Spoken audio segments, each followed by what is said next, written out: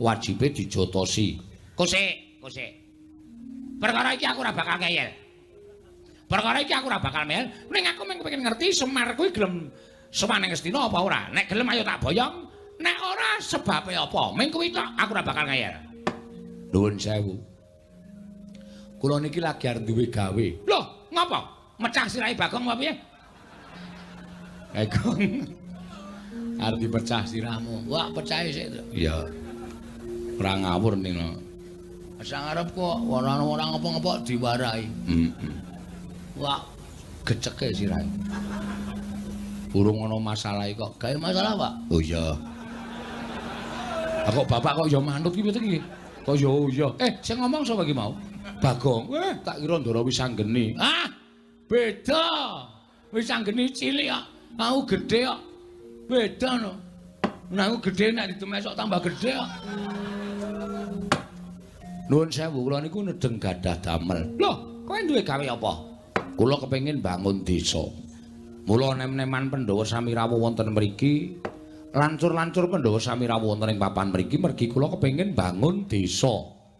Mujudake desa ingkang kebak karukunan, kabagyan, katentreman lan nampi berkahing Wang Mahanasa. Mongko syarate nggih pinten-pinten syarat sing kula ajeng kula gayuh. Nek nganti desa niki kula tinggal, napa sing kula jangka ora bakal kasembadan. Semar, pripun? Kowe iki tekan Ngastina ming sedhela, ngono? Tekan Ngastina ming sedhela, ming matur ngesanipun anak Prabu Duryudana.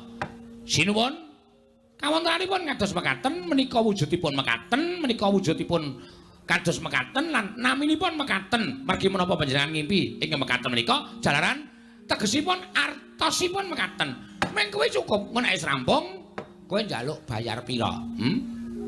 Nggon ngomong kuwi njaluk bayar pira? Dijoli dhuwit pira kaya omong. Aja meng yutan, yen perlu miliar. Aja meng miliar, yen perlu triliun. Kuwi kok bakal diparingi dening anak Prabu Duryudana. Nek kowe nampa dhuwit saka negara Ngastina, uripmu ora kaya ngene iki, iso nggo bangun pendopo, iso nggo bangun teras, kowe iso tuku kendaraan, manganmu sepentina ora ming sego jagung, ning beras raja lele, nek kurang enak ya raja kutuk. Kowe kok iso nglakon kabeh tak kandhani, iso nglakon kabeh, Paton.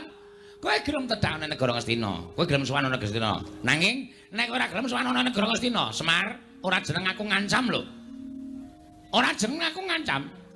Ning apa kelakon aku ngruda peksa karo kowe? Nuwun sewu. Napa sampean mboten menggalih? Enten mriki kathah